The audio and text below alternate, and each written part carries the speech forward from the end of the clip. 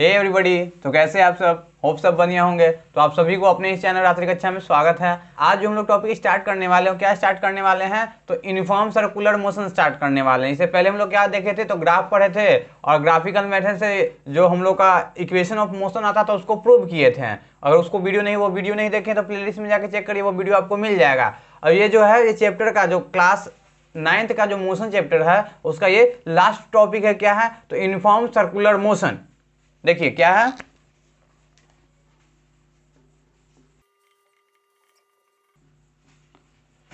इसके बारे में हम लोग को ज्यादा नहीं पढ़ना है, इसके बारे में थोड़ा बहुत पढ़ना है।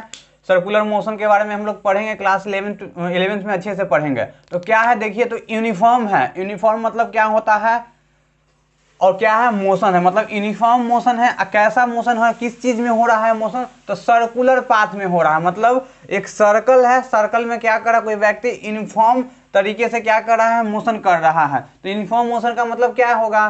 तो if a body travel equal distance in equal interval of time, यही ना होता है।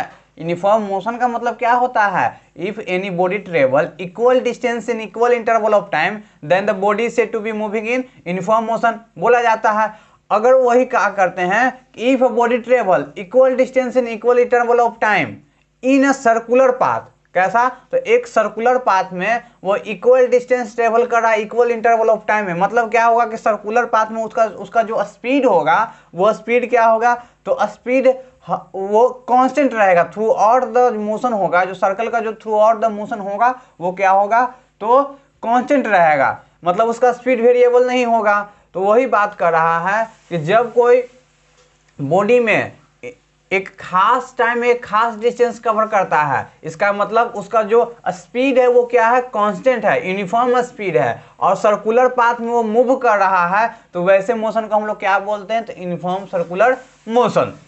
चलिए, अब यूनिफॉर्म सर्कुलर मोशन क्या होता है इसका डेफिनेशन लिख लें। तो लिख लीजिए,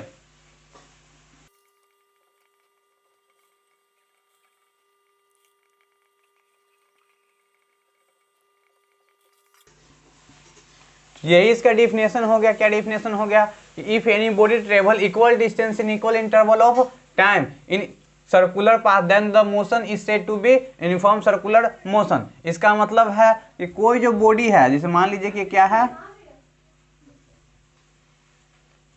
जिसे क्या है, मान लेते कि ये है सर्कल है। ये क्या हो गया? सर्कल हो गया। तो इसका सेंटर यहाँ पे होगा, सेंटर यहाँ पे होगा।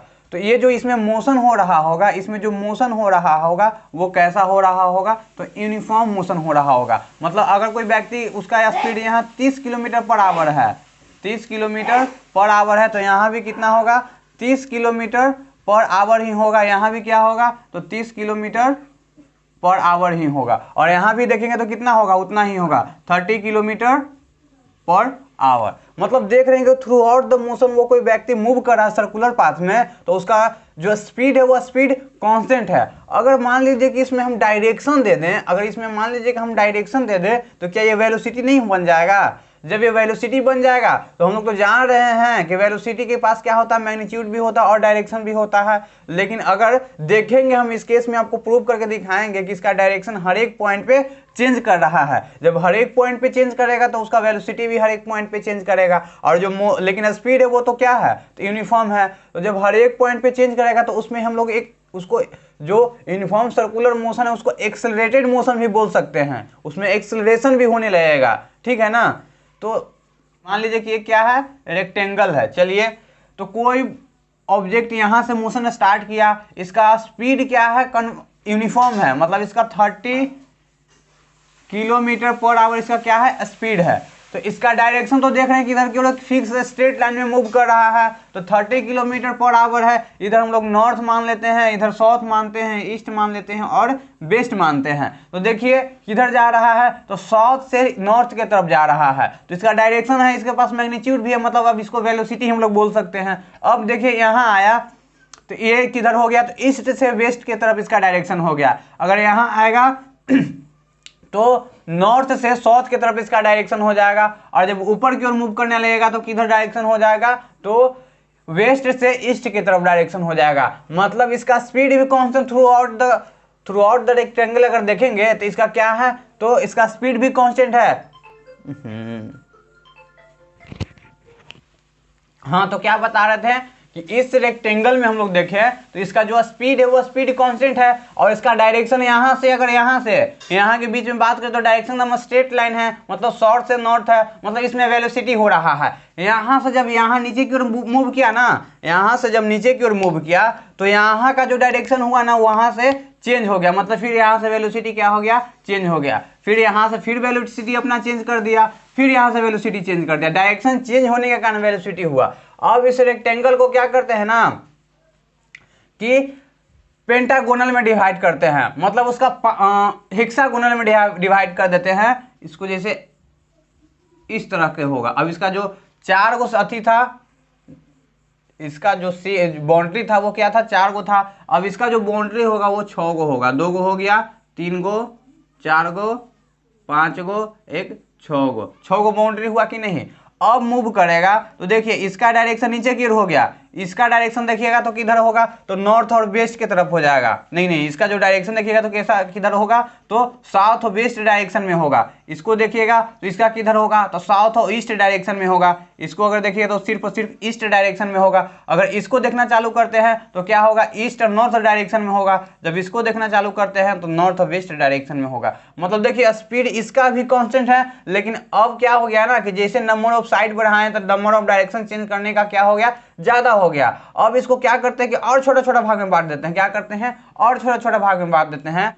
जब इसको हम लोग और छोटा छोटा भाग में बांट देंगे तो क्या हो जाएगा ना कि ये एक सर्कल के रूप में शेप ले लेगा। ये क्या बना देगा, सर्कल बना देगा। जब सर्कल बना देगा तो इसका जो डायरेक्शन है, जो मोशन का डायरेक्शन है वो हर एक इंस्टेंट पे, हर एक पॉइंट पे सर्कल में क्या होगा, चेंज होगा। और वो डायरेक्शन किसके अलोंग होगा, तो देखिए उसके लिए सिंपल एक एक्सपेरिमेंट करते हैं। क्या करते हैं ना, यूनिफॉर्म सर्कुलर मोशन का वो एक एग्जांपल भी है। उसका एग्जांपल क्या है कि एक ले लीजिए, धागा ले लीजिए, उसमें क्या करते हैं, एक धागा लेते हैं, उसमें पत्थर बांध के उसको ऐसे ऐसे नचाते हैं। ऐसे ऐसे नचाइएगा देखिएगा तो वो सर्कल में मूव करेगा। वो क्या करेगा, सर्कल में मूव करना स्टार्ट करेगा। जब सर्कल में मूव करेगा उसको छोड़ दीजिएगा ना, जहां छोड़िएगा ना वहां से एकदम सीधा मूव करेगा, सराक से सीधा भागेगा। मतलब जो सर्कुलर मोशन होता है तो उसमें जो वेलोसिटी जो होता है, उसमें उसका जो स्पीड होता है, स्पीड का डायरेक्शन किधर होता है, स्पीड का तो डायरेक्शन होता नहीं है।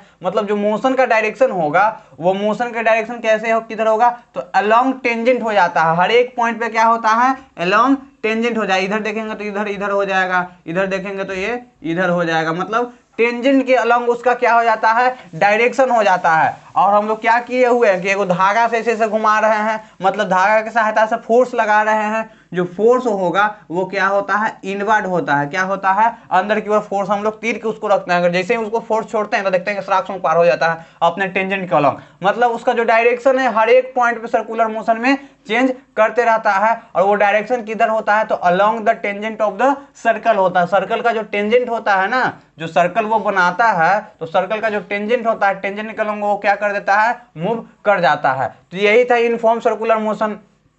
अब इसका जान रहे हैं कि इसके पास क्या है, तो स्पीड भी है। तो स्पीड अगर हम लोग को दे दिया कि मान लीजिए कि इसका रेडियस हमको आपको दे देगा कि यार इसका रेडियस है सर्कल का, तो आप बताइए ना कि इसका स्पीड कैसे निकलेगा। तो स्पीड बराबर फॉर्मूला क्या होता है,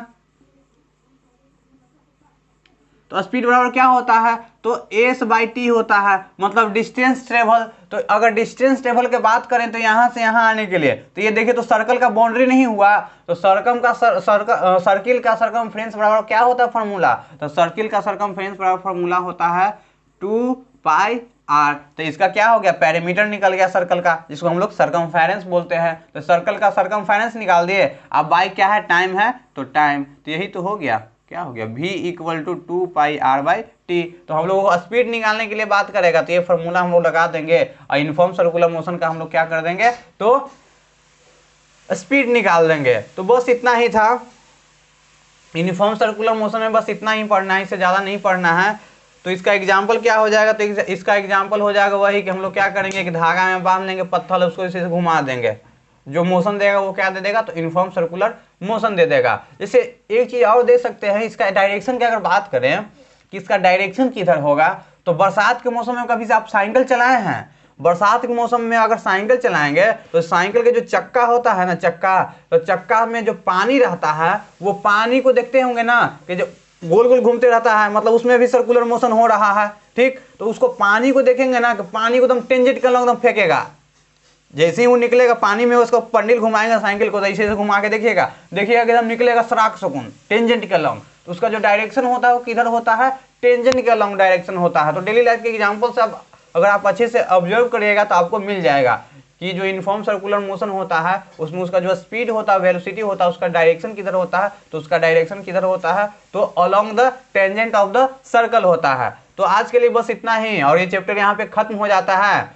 तो अगर इससे रिलेटेड अपना नोट्स डाउनलोड करना चाहते हैं तो डिस्क्रिप्शन में नोट्स का लिंक मिल जाएगा आपको, वहां से जाके आप डाउनलोड कर लीजिएगा। अब फिर कमेंट करिएगा कि अगला कौन सा फिजिक्स में चैप्टर स्टार्ट किया जाए, तो ये आप हमको कमेंट करिए। तो आज के लिए इतना ही, चलिए मिलते हैं फिर अगले नए वीडियो में। तब तक के लिए बने रहिए अपने इस चैनल रात्रि कक्षा पे।